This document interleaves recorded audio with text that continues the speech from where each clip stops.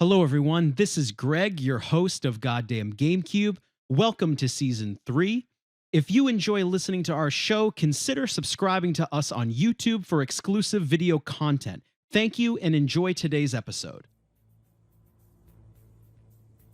Hey everyone, and welcome back to another episode of Goddamn Gamecube. Greg and Beppe are your hosts today. Our friend Derek is with us again as well. Hey. And this is episode 1 of our Metal Gear Solid retrospective. There's a lot going on in this series, and I trust Beppe to bring us through, so please guide us, because this series is fucking crazy. So go ahead. Let's do it. Yes, thank you both for being here. Definitely a high-profile item on my to-do list for this show. This series is, as we all know, very complicated. I'm going to try to keep it as simple as possible because, I don't know, I feel like that's a roadblock for a lot of people. There's a lot. And, you know, in terms of spoilers and whatnot, I'm trying to kind of, as we move forward here, use your own discretion. We're not going to spoil anything ahead of its time. Just tap out if you think you're sold and you want to play this game for the first time, all right? Mm-hmm. So, we're starting off Metal Gear Solid Infamous Game, but not the first. And I would like to very briefly just ask you guys, do you have any experience or have you watched anything of the original 2 Metal Gear games? No. I played the first one. The second is on my to-do list still. Okay. Because I have to get my hands on the HD collection because I want to play the updated one where they change the faces to match right like current MGS canon. Yeah. So to put it in perspective, the original Metal Gear came out in 1987. Was released for the MSX2 console in Japan, and directed, of course, as we all know, by Hideo Kojima. Mm-hmm. He was a sort of a newer employee at the time.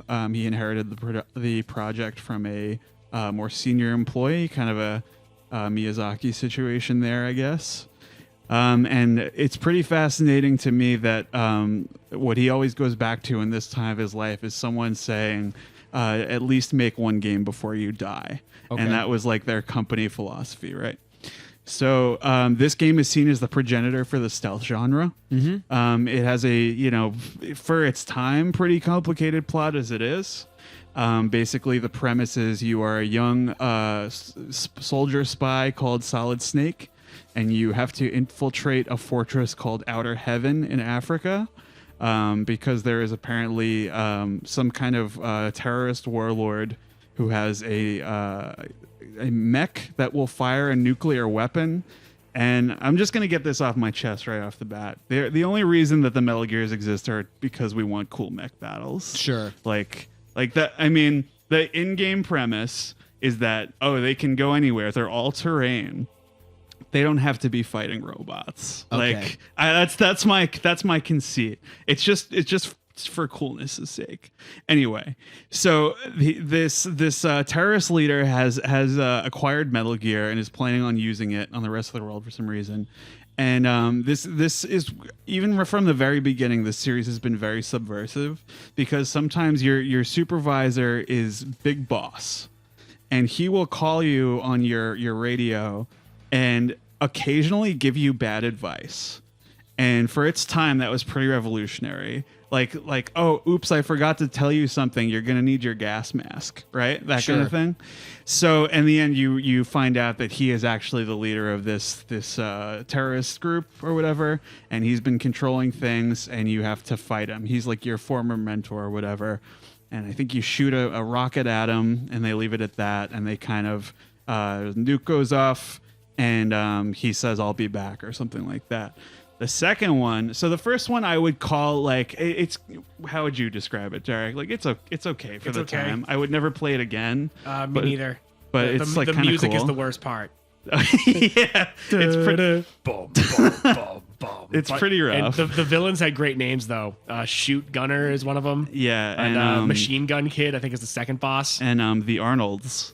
And it's a pair of cyborgs. And the guy who yells, they're set on punch. and the guy who wakes up and yells, "I slept!" in all caps. I feel asleep. Yeah. Yeah, there's a pretty famous NES port that like really fucks everything up. Nobody recommends it. Pretty cool. So the second one, basically this happened because someone made a non-canon sequel called Snake's Revenge. And he was like, someone showed it to him and he said, okay, I should just do it myself. I should make my own sequel. And I would very much recommend this game. I wouldn't recommend the first one so much unless you're a huge Metal Gear fan. But the second one is very sincerely good. There's a lot of twists and turns. Introduces some characters for the first time, like Colonel Campbell and McDonald Miller. And I think essentially the premise is that Big Boss, air quotes, survived, right? The world is experiencing an oil crisis. So a scientist develops an alternative fuel, but Big Boss kidnaps him so he can control that. And so you're basically, I think your mission is to rescue that scientist, whatever. Metal Gear appears again, and that's pretty much, it unfolds more or less the same way as the first one. There is, however, in the first game, you're introduced to Gray Fox, who's another operative, right? And in this one, he turns on you, and you have a fist fight in a minefield, and he's presumably blown to bits. And you wind up defeating Big Boss with a can of hairspray and a lighter, which is not the most glamorous way for such a legendary character to go out. But that's the end of the second game. Definitely feel like nobody's played it, but I would definitely recommend it. It looks very nice. I just want to say to our audience, for those of you who are lost already, we are talking about Metal Gear 1 and 2. We have not started talking about Metal Gear Solid, which is the PlayStation game. Which is the third one. Yes. Yes, okay. So we had Metal Gear 1 and 2, and now we're on Metal Gear Solid, the main event. Which is really the main event, really the famous one that really kicked off the franchise, is Metal Gear Solid on the PlayStation. Yep. And, called Solid, not only for the protagonist, but also for, the solid 3D graphics, I guess. So when was the last time you folks played this? I think 2015. I think I played it twice. It's the first Metal Gear Solid is the only one I've played more than once. Okay. It wasn't that long ago for me. I think it was like 2015. I think it was like 5 or 6 years ago. And so which version did you guys play? I played the old school. Yeah. I refuse to play the Twin Snakes. Okay. I mean, so basically I've never played the Twin Snakes. I've only played the first one, I believe, 3 times. I played it again a couple of weeks ago. And I'm not against anybody who enjoys the Twin Snakes. I don't know how much you've seen of it, but it's a GameCube remake that kind of brings it up to the standards of the second game. And they add, first-person aiming and all this, kind of quality of life updates and stuff. But the drawback, from what I've seen, is that the voice acting is not as good. Yeah. And it's all the action is really blown through the roof. It's funny where we draw the line at this kind of stuff. But Snake, jumping on missiles, I feel like the first game was comparatively a lot more grounded. Yeah. There was no Raiden craziness that happens later on, or any of the super duper martial arts stuff. The first one is relatively grounded, very simple. So the premise is that you're Solid Snake at an older age, after going into retirement for a while, and he's called back into service by Colonel Campbell because his old unit, Foxhound, has gone rogue.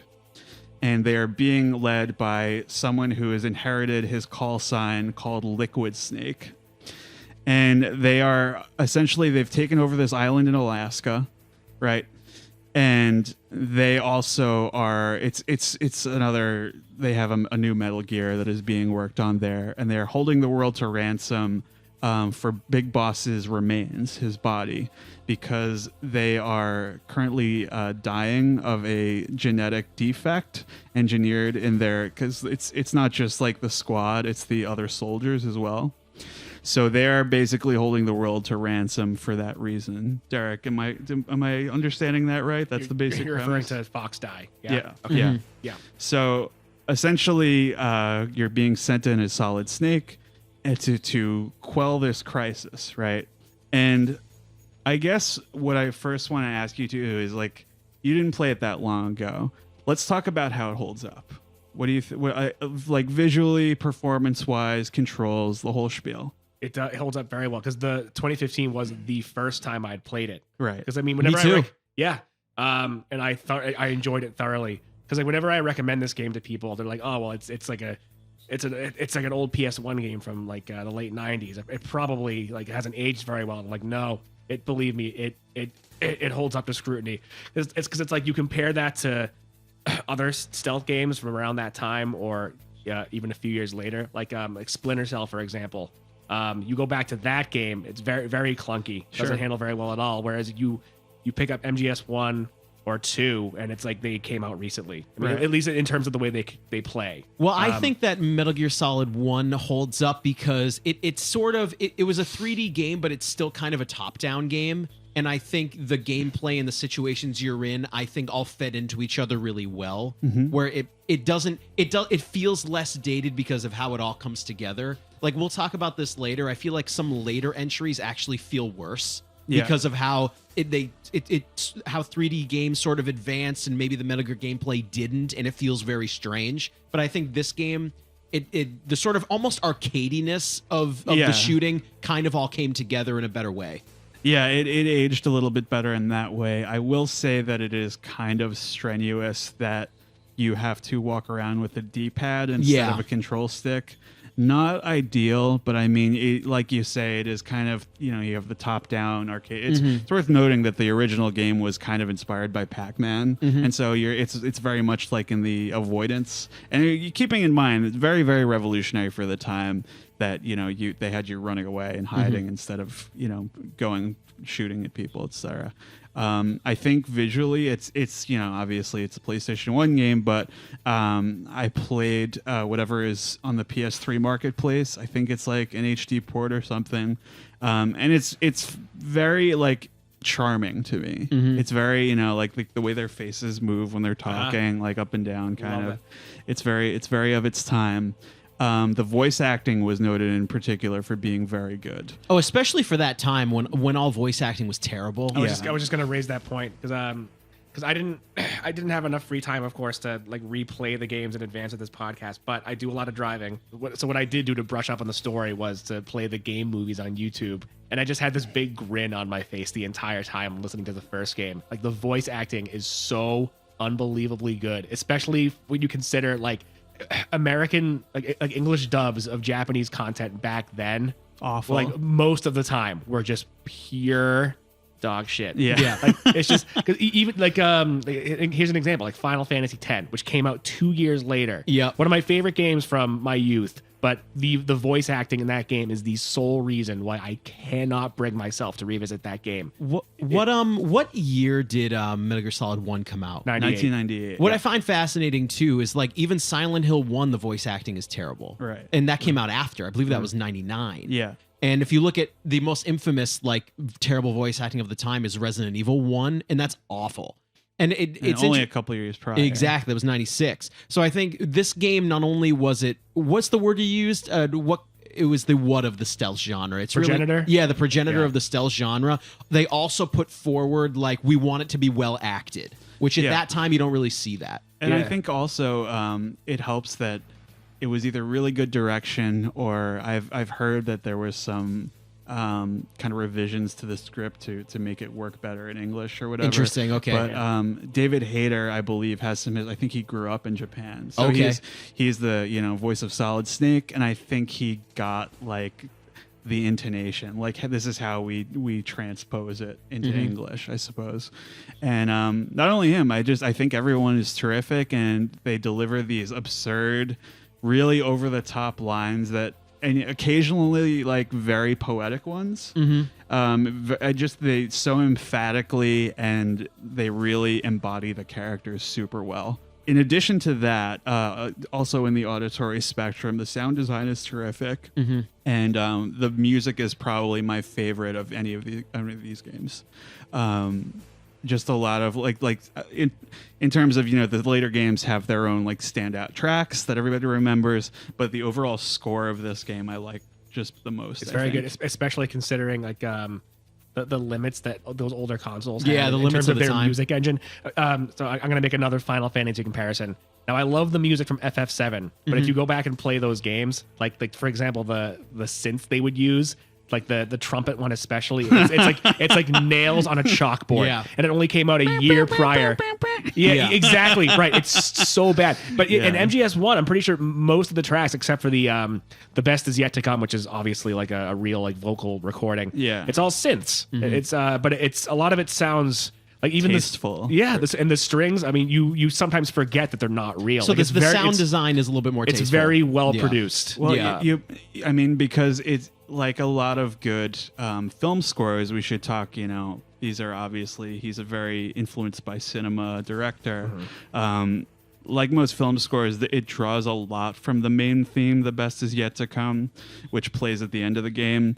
And there's a lot of kind of like oohs and ahs that are in that, and like you kind of hear those worked into the other tracks, like when you're just dicking around Shadow Moses. Like you hear just kind of like the that kind of thing, and it makes the atmosphere works so well for me because it's just kind of very subdued and cold. It makes you feel very in the moment. I just think it was a great way to set the tone, I guess. So should we get into it? Yeah, please. I guess so. So, like I said, I told you the premise already. You're sneaking onto the Alaskan island Shadow Moses, where there's this base. It's all set there. Very tight idea for a game. There's only 4 major sections you have to get through. And I think this intro is maybe one of the most like Mario 1-1 level, iconic. I think it's just like a great way to teach you how all the principal mechanics work, because you get more and more gear. Like it's on-site procurement for all your gear. Sure. Right. You don't have a lot at the beginning. All you have is your cigarettes, which you learn that he smuggled in through his stomach and then threw them up, which I didn't know until this playthrough. I don't think I ever noticed that. I didn't know line, that either. But that's how much the man loves his smokes. Okay. So good for him. That's so unique that's an item in this game that actually has use. And it does have purpose. Yeah. And so that is, I think, the only item you have in the beginning of the game. It is. And I think it's just great that whole opening with the heliport. It kind of shows you how to sneak around guards. You have to kind of observe their patterns. It's very simple at first, and then later the AI gets a little more complicated, which I liked. They're very kind of in the beginning, they're just going about their little linear routines. And then there's searchlights, there's cameras, which you have to like press up against the wall and sneak by. It's all just like, okay, here's how it works, and we're going to test you on this later. That's kind of the philosophy of the game. So pretty much in the beginning, I would say that this is kind of, I noticed pretty much right away that the codec is like, I like it, but I find it very invasive. And I like all the conversations are great. They're insightful, often very funny. But sometimes I like the idea that you can call them whenever you want and ask, and they'll have like a random bullshit, whatever. Like there's one contact who is completely optional, and if you call her, she will tell you about whatever weapon or whatever item you're using. I think that's really cool. But the thing about it is, and I don't know if this is just like anime bullshit, but you're on like a super urgent mission and like you're just kind of yucking it up with them. I think it kind of takes me out of the moment a little bit. Just let me play the fucking game. Like how urgent is it? You know what I mean? Obviously, do we have time to talk about movies? And I guess it's not that important. They do that in so many of these games, though. It's unbelievable. It's pretty funny. The degree to which they all talk about their feelings, like yes, like, for sure. You're there to like stop a nuclear launch, and you have time to discuss philosophy. Just waxing poetic about like what it means to be a soldier. I mean, I guess like that adds some. That adds some depth to the game. Have you ever for sure. seen Invasion of the Body Snatchers? It's like, oh my fucking god. We're talking about this right now. Yeah, but no. So I would say it makes a positive first impression. Like I said, the control's pretty dated, but it's pretty forgiving. I feel like this game kind of works within its sort of arcadey sort of layout. Yeah, I think it works a little better. Yeah, for sure. Yeah, still feels good to play after all this time. Mm-hmm. you know? Yeah, it is very responsive. I'll say that. So the beginning of the game, your objective is to rescue a couple hostages, right? And the first one is the DARPA chief, Donald Anderson, who was there to survey the weapons test or whatever. And you meet him, and he almost immediately has a heart attack, and it's very much like mysterious as to why. Shortly thereafter, you meet Meryl, who is Colonel Campbell's niece, and this is actually a part of the game that I didn't like, where all the soldiers like storm in at you, and you just have to like mow them down. Yeah, very arcadey and strange, right? It's just like weird because the aiming isn't really reliable. Yeah. And I just felt like, okay, like it's way too early to be like guns blazing. But like yeah. I want to sneak around. But in that scene we get our first introduction to Johnny. That's true. Yeah. So Johnny is this kind of joke character who becomes far more prominent later, and his big thing is that he's always shitting his pants. Yep. And you know, it's great. A little meme. I think it's funny to have a character. These that games does do that. have plenty of memes. I think in 2 he's like an Easter egg. Like you have to like be pointing at him with a directional microphone or something to hear him. I don't want to get ahead of myself here, but I think that's the it's case. always Correct me like if I'm he's wrong, sick though. or he's Yeah. you know, whatever, you poison him, whatever. But no, yeah. So Meryl is another soldier stationed there, and you kind of go your separate ways, and you're left to your own devices again. And shortly after this, I wanted to bring up, because it's so funny that you have when you're pressed up against a wall, you can knock it, you know, check for studs. And you're looking for like hollow spaces where you can plant C4. And I thought it was so funny that Ocarina of Time did that the same year with the swinging your sword to to see if there are bomb. if you can bomb And walls. I can't forgive me. I don't remember if that was a thing in previous Zelda games, but pretty cool that was Link to the Past, yes. Okay. But you would also see the cracks in the wall too. Right, Yep. right. Yeah, so I thought it was interesting that, you know, for whatever reason, you know, they kind of synced up there. That's pretty cool. You get a lot of gear in that area of the game. And then you get kind of your first boss fight with Ocelot. Do you guys remember like your first experience playing this? Yeah, this is when you're kind of essentially chasing him in a circle and Yeah. trying to shoot at him, right? Because it's kind of derpy. It is very derpy. He is a member of Foxhound. He is kind of the second in command, and he's obsessed with Western. He's a Russian man obsessed with like Western cowboy imagery. And Yeah, so he's everything. always spinning the Colt revolver. Yeah. And so you have to essentially, the other hostage is taped up in the middle of the room, and it says if you cross the wires, the bomb will go off and kill everybody. So you have to chase him around in a circle in the room and use these very derpy aiming controls too. I was Or really lack of aiming controls. Yeah, I was really frustrated the first time I played this because I didn't know, like, you have to kind of game him a little bit, and that's the case for a lot of bosses where they kind of have a move set that you have to learn. Some of them are better than others. This one is kind of, because of the steep learning curve, it's kind of in the middle for me in terms of the bosses of this game. It's okay. But yeah, so shortly after you beat him, he's going to shoot you, and he gets his hand cut off by a cyborg ninja, as if there weren't enough things going on. Yeah, I feel like with this series, as if there wasn't a ton of espionage and like government conspiracy, there are also like ninjas and cyborgs and like supernatural shit. So here we go. And pretty awesome scene. And the ninja immediately starts freaking out, cuts the hostage down, and leaves. Right. So then you start talking to this guy too, who is the president of he's the Dick Cheney of the company that Arms Tech. Yeah, that manufactured Baker. this weapon. Yeah, Kenneth Baker. And he too soon has a heart attack. Right. Yep. So it's like, what the fuck's going on? You are then tasked with finding the scientist who basically came up with the idea, who's in the adjacent building, called Hal Emmerich. And so you're leaving this area, and you go on to the next one. And something pretty cool I wanted to bring up in this moment is that each of the areas has a truck. and the infamous cardboard box that is associated with this series. It depends on which one you equip, but you can be taken to whichever. Like it's basically a form of fast traveling. Interesting. Okay, and I thought that was cool. Yeah, like that's for cool. its time. We should point out. I mean, like there's so many like memes and memorable things, but like when you get caught, the exclamation point appears, and it's just like that has appeared in like Wreck-It Ralph and shit. And, Yeah, you know, very iconic. precedes its reputation. Yeah, pretty cool. And there's a lot of kind of tricky little things in this part of the game where they're basically challenging you to mess around with the equipment.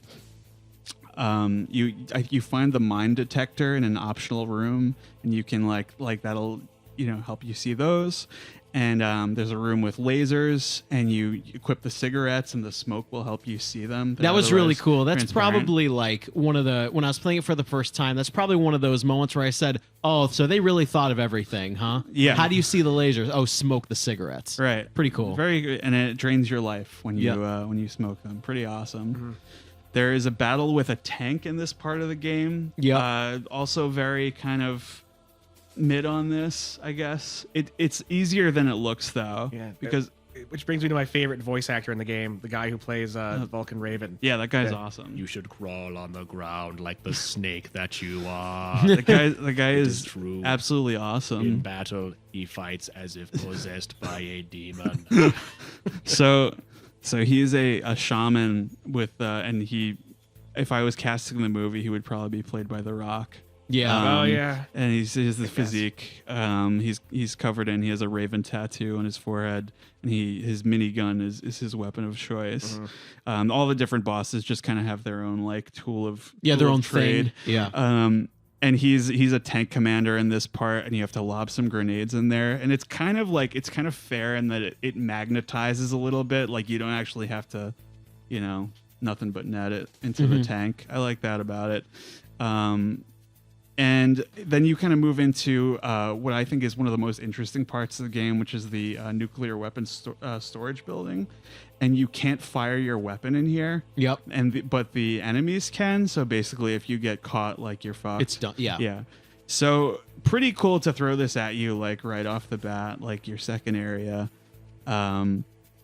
This is where you run into Emmerich, also known as Otacon, which stands for Otaku Convention. Okay. Yep. And he is confronted by the ninja who, and then he immediately wets his pants. Yep. And I'm just like, there's a lot of those in these games. They I'm do just that a gonna lot. say it. Like Yeah. someone does it once a game, and it's just weird enough for me to be like, okay, There's a lot of peeing in these games. do we really need this? I don't know. I could see it once, but it happens every game.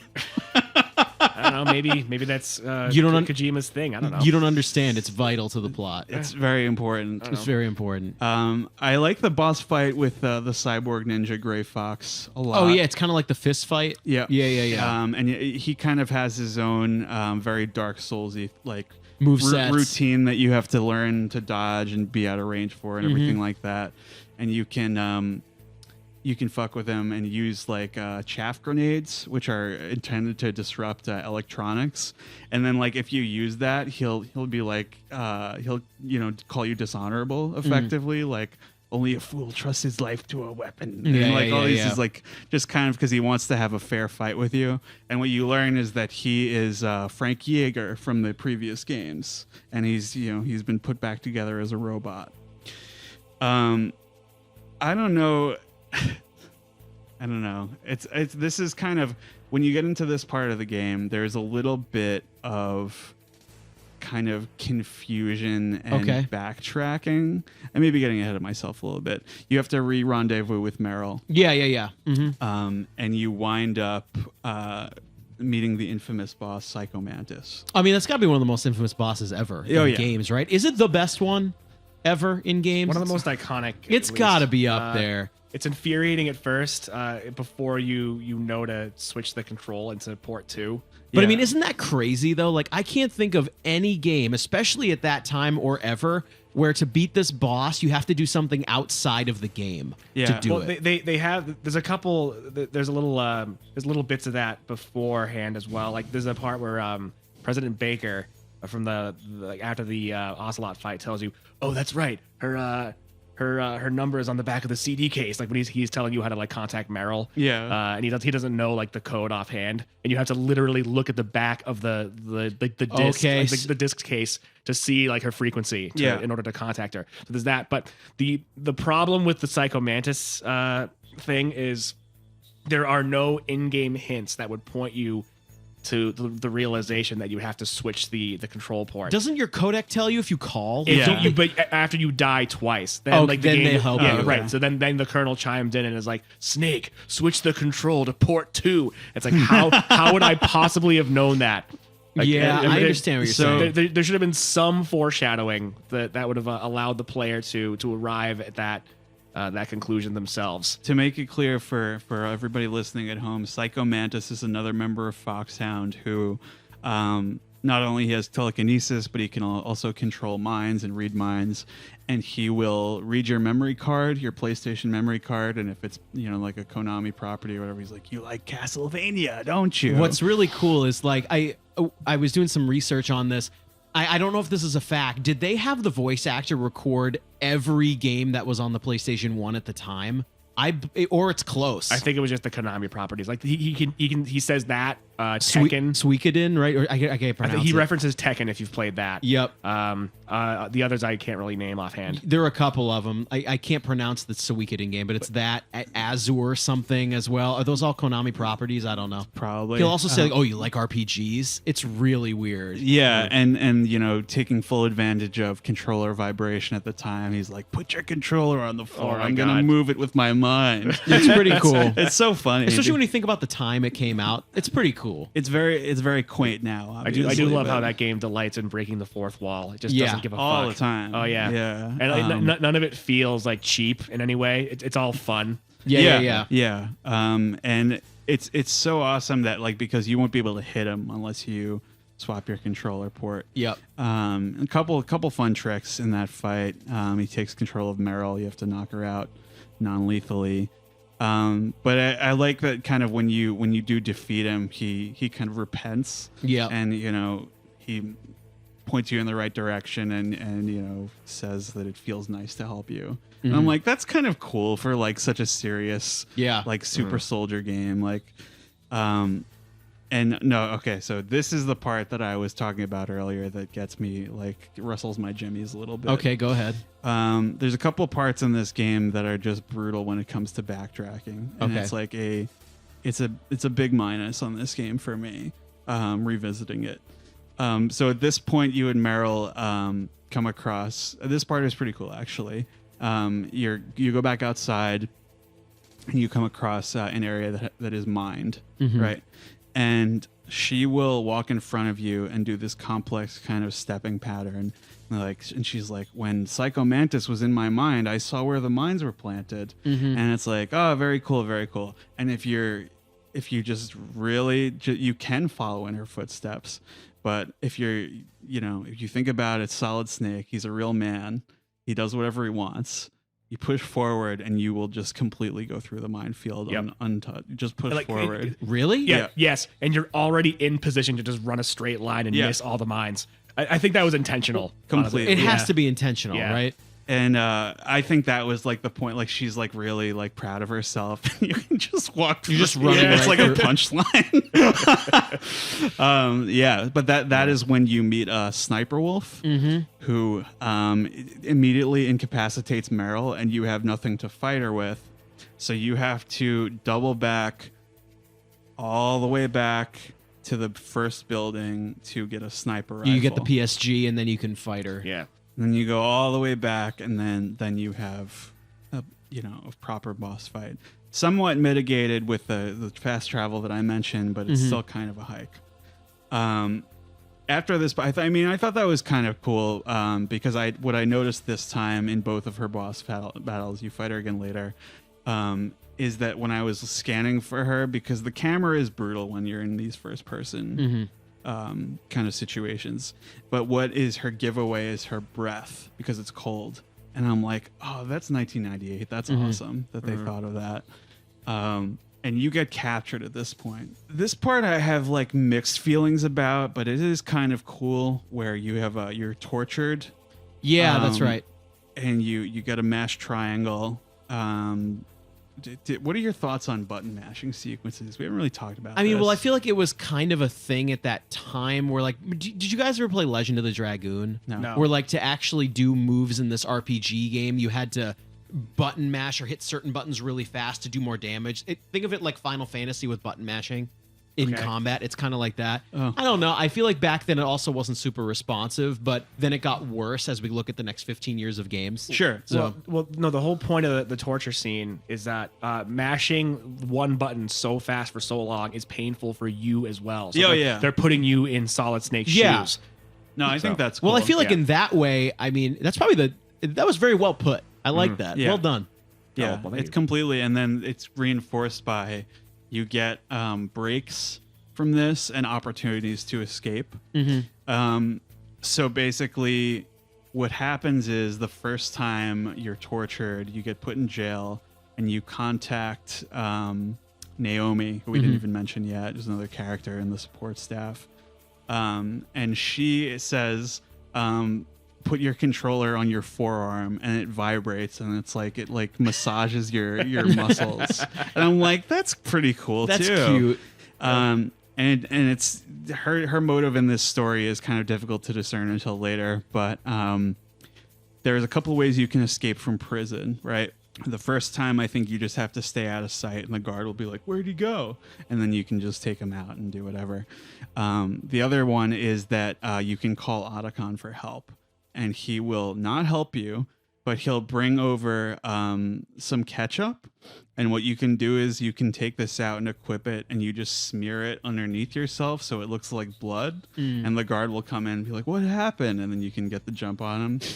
Pretty cool. Yep. And Also quirky. yeah, and the last way I think is just if you survive all the torture sequences, you'll be saved by Gray Fox again.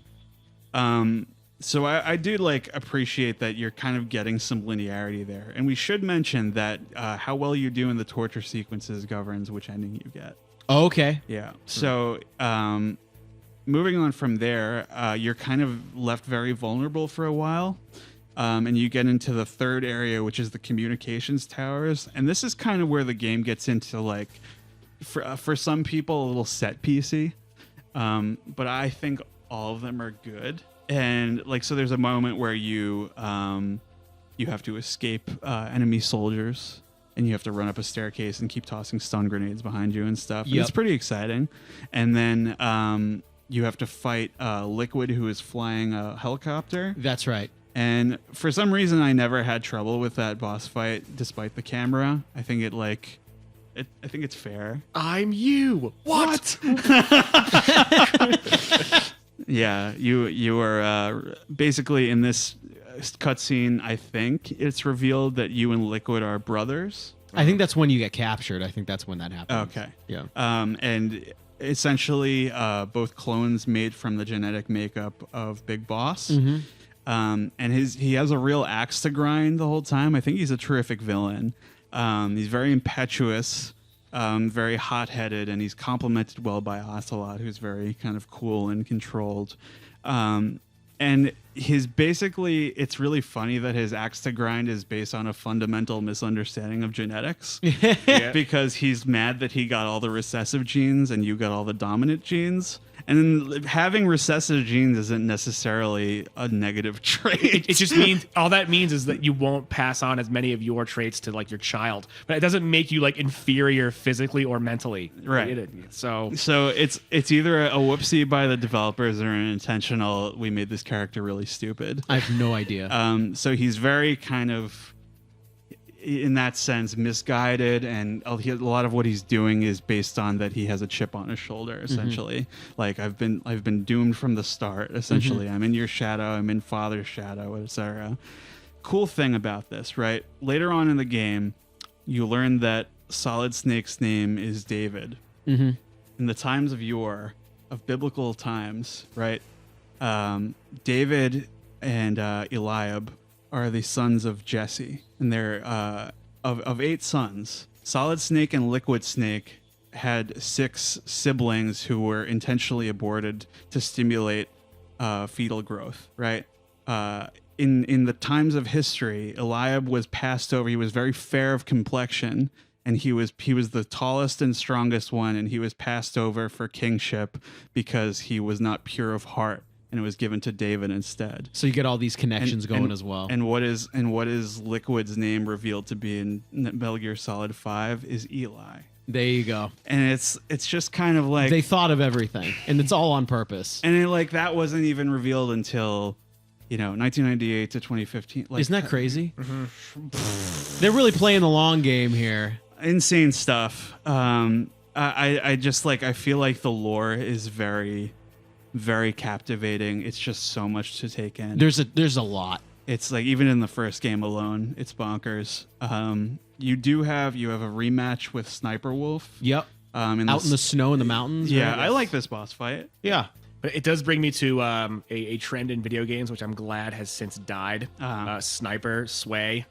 Weapon sway. You have to take the drug. Yeah, because it's it's not really analogous to reality at all. Because I'm pretty sure if I took a Xanax, it wouldn't make me any better with a gun. So so I don't know. I'm glad games don't, because I want to walk back a previous statement I made, which is if you play the game now, it still feels like it came out recently. It doesn't. Some aspects of the gameplay have aged poorly, but I think generally it still holds up. Right? But now that that's out of the way, back to the sniper thing. So yeah, but it is cool how if you don't have the diazepam, this you can use the SIGs as well. Calm the fuck down. Right, exactly. but the trade off is that you lose health, and sure. I'm glad. That's cute that's in the game too. Because I feel like, of course, I think a few parents were a little mad that if they were watching their kids play that game, seeing that's a part of it. But it's at least countered by the fact that they're reinforcing the fact that SIGs are bad for you. Sure, so if you take them, that you lose health, you lose life. Yeah. So, there is that. Well, we should say that a lot of Solid Snake's character is informed by 80s action heroes. Sure. Perpetually smoking. Mm-hmm. Very much obvious the Escape from New York, Snake Plissken comparison, the eye patch and everything. Informs a lot of the tone of the game too. You've got a lot of hard-hitting, reverby snare hits going on. It's got that vibe. Getting into the back half of the game here. You defeat Sniper Wolf, and it feels very perfunctory to me with the whole Otacon thing that he was in love with her. Mm-hmm. It's just it's kind of taking this moment to explore the tragedy of the consequences of war. But I don't know. I feel like it may have worked better if she hadn't shot up Meryl. I don't know. Do you feel like it just feels kind of put on? A little it's bit weird. Why is this in here? Certain characters he makes you try to feel sympathy with, and sometimes it just doesn't work for me. It happens in the other games too. Yeah. It's not just this one. So Snake brutally shoots her in the snow, and that's another boss down. Snake, do you think that love can bloom on the battlefield? Yeah. Oh my God. It's such an oddly emotional conversation to have. Again, when time is so of the essence, you're trying to prevent a nuclear launch, and Otacon just brings this up, almost apropos of nothing. Dude, if I were Solid Snake, I'd be like, yeah, let's go. Yeah, let's. But got shit to do. Sure. But he engages him. It continues He really the indulges conversation. him. Yeah. And it's funny because sometimes later as the series goes on, he's like, damn it, Otacon, get a grip. Jesus Christ. I don't know. Because I think it's cool that there are some lame characters in these games, and it's good contrast because it makes you appreciate the good characters all the better. And it's not I don't know. I feel like it's a very immature want to have every character be competent and capable and badass and whatever. And you have to have some cowards. Yeah, and sure. Otacon is certainly a coward. Yeah, but he's still a good character though. I mean, because the thing about MGS1 is I don't think there are any characters in that game that I don't like. I think MGS1 is my favorite cast of characters. I'd say. We'll get to 2, 3, and 4 and all of them. Yeah.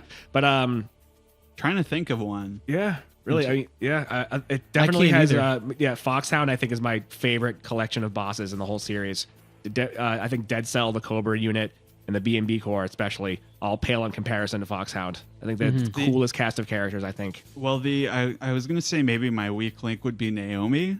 But she's still like very well developed. Yes. I don't know. We haven't talked about Mei Ling yet. Mei Ling she developed your radar. Yep.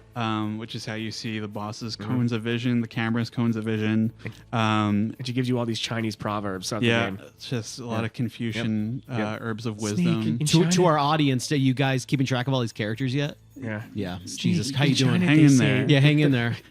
She helps you save your game. That's her main Yeah. focus. Yeah. And I find her charming in her ways. I'm trying to think if there's anybody I've missed. Miller is your old survival instructor, and all the advice he gives you is useless, and there's a very good reason for that at the end of the game. We're getting into the end of the game here. This is the last area. This is where you fight Vulcan Raven, and this is probably my favorite boss fight in the game. This is in like the cold area. Yeah. And like the yeah. I think it encapsulates the point of the game very, very well, because you're not facing him directly. You're kind of outsmarting him, sneaking around, using all the different gear at your disposal. And there's like a billion different ways you can play it, like C4 and mines and the Throwing grenades, remote controlled rocket launcher and stuff like that. Yep. All these tools that we didn't even mention. It is I would say it's like not like the peak of the game for me, but in terms of gameplay, I think it's pretty impressive. This is sort of the part where I start to like groan a little bit again. Okay. Where you get into Metal Gear Rex's hangar, right? And I don't remember exactly what point it is. It's somewhere around now where you find out that the DARPA chief was actually the last member of Foxhound, Decoy Octopus. Yes. And so basically they had tortured the original guy too far and he died. So they couldn't get the information out of him. So they have Decoy Octopus dress up as him and try to get the information out of Snake. Yep. Right. Because Snake kind of realizes, how do they play it out? Like, well, it seems like this guy's been dead for days. I thought I met him. Right. Or something. They try to play it like that. So essentially, what they reveal to you is that Snake, when in his initial, when he's getting his shots and everything on the way to the mission, he's injected with Fox Dye. Yep. Which is a virus that targets people based on your DNA sequence or something, and which explains why it affected that guy, because he was actually a member of Foxhound, so it stopped his heart. Pretty cool that this is actually the plot of the new James Bond movie too. And considering how I think the director is a huge fan of this series, I think it's pretty clear that he took influence from it. And you think about how Metal Gear was influenced by James Bond, and it's coming full circle. Creates this weird kind of circle of influence, I think it's called. But that is pretty cool, because it's, you've essentially just been a useful, no matter whether you succeeded or not, you were just unwittingly spreading a virus to kill these people. Yeah. There's kind of some background intrigue too that isn't very interesting to me when you get the shakeup of leadership. Yeah. With Campbell getting removed and Naomi getting arrested because they think she's a double agent. Turns out the whole time, instead of Miller, you've been talking to Liquid, who's been trolling you and lying to you. One thing I don't get about this, which maybe you can clear up, is that the codec is pretty clearly like a radio thing, right? Okay. And the whole twist is revealed when Liquid takes off his sunglasses, which he has made to look like Miller. He's like, you've been talking to me the whole time. Did you like my sunglasses? And it's like, if he was only talking to them, how would he see the sunglasses? I think it's established early on that he still can see them, because there's that first conversation with Mei Ling Snake has, where he says, I never thought a developer of such advanced tech would be so cute. So he apparently he can see them. I guess. I don't know how. And I have no is idea. he like holding a TV? Or maybe he has like an eye implant implant or something. I don't know. Maybe. Does he have a HUD or something? I have no idea. And the whole codec thing makes even less sense in MGS2, but we'll get to that. But anyway, carry on. That's okay, because it makes sense. No, what I meant about the backtracking was that this part is brutal, because you have to travel all the way back up the level to heat the key and go into a hot area and bring it. Like it's to shut down Metal Gear, a key that works 3 ways.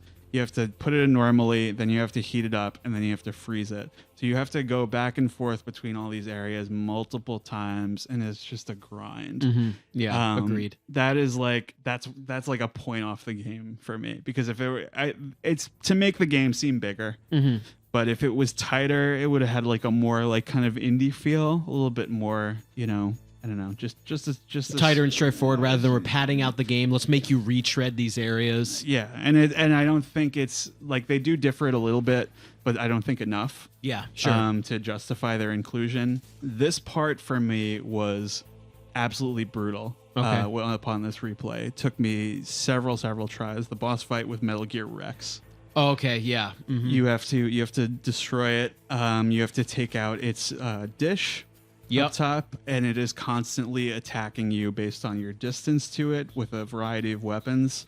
And these are learnable moves, but there's 2 phases to this boss fight, and it's like you have to do it twice every time, and there's an unskippable cutscene in the middle of it, and it's just like it's archaic like boss design for sure. Like when you're doing this back to back with a cutscene in the middle. And I almost feel like this is almost like soak the damage from the boss and hope you have the rations. Oh, to completely, get through it. Absolutely. Completely. And it's the camera is kind of the biggest problem. Yeah, and it's just very hard to reorient yourself if you've been turned around. The first part is not bad once you learn it. You can kind of exploit chaff grenades and that kind of thing. But there's a cutscene where Gray Fox comes to your rescue, and the unskippable cutscene is really funny because it's Snake aiming a Stinger missile at the cockpit of Metal Gear, which Liquid is piloting, and he can't do it because Gray Fox is in the way. And he just, no matter how much you push the square button, he's like, "It's no good. I can't do it." Oh yeah, I forgot about that. Yeah. And you just kind of entertaining yourself with that until you can fight the next phase. And this part, he's so much more aggressive. Like the cockpit opens because he doesn't have his radar anymore. You have to shoot into the cockpit. For me, like I've watched people do it on extreme or whatever the hardest difficulty is. They make it look so easy. And I don't know what it is, but I had so much trouble with this. And it just kind of in that moment, I'm like, I don't think I'm ever going to play this game again. Yeah, I understand. Just in its current form, it's just like, everything else played pretty much okay, but this is like just kind of the breaking point. I just kind of feel like that when they tried to expand upon it being kind of an arcadey shooter into being a little bit more of like an epic set piece, it just kind of falls apart. This kind of reach exceeding grasp moment. Yeah, sure. But I mean, it is appropriately climactic and everything, pretty cool. And then at that point, Liquid drags you up on top of Metal Gear, and you have a shirtless fist fight with him. Yep. We're going skins. Yep. And I mean, pretty cool, just kind of annoying. Yeah. How do you feel about this? I didn't mind it. I remember my first playthrough of the game when I got to the end. I kept laughing at how many times Liquid kept dying and coming back. Yeah. Every time you think he's gone, like after the fist fight, he falls off Metal Gear and sort of into like nothingness. Yeah. Kind of like Gollum in Return of the King, like in that scene when Frodo throws him over the cliff. And then there's that chase scene where you're driving through the tunnel to get out of Shadow Moses, and then Liquid's like, I'm not done with you yet, Snake. It's almost like a Robot Chicken moment or something. I remember dying laughing the first time I experienced that. Yeah, I mean, so this took me a couple tries too, but because the controls are it's very hard to know where you're going to fall off, and you won't necessarily, there's just like a countdown, so you won't necessarily fall, but you'll lose precious time, in which case you might as well fall because you fucked up your run. You know what I mean? So that part I didn't really like. There's a lot of like grabs he can get you in, or like tackles, whatever, kind of annoying. But it's a cool set piece. And so the Jeep escape that you were talking about, I really don't like at all. I don't either. It's so brutal because like you have to hold down triangle to get into first person, which is like the only way you can do it. You just die so easily otherwise, because you're at the end of the game, you're kind of out of all your supplies and everything like that. I think you can only save up 2 rations. Yeah. And you really got to play. You're just trying to soak it and get through. Yeah, it's almost the end of the game. And you wind up crashing outside, where Liquid finally succumbs to Fox Die. And it's a pretty cool moment because the whole theme of the game is genetics and, you know, outliving your cursed genes and everything like that.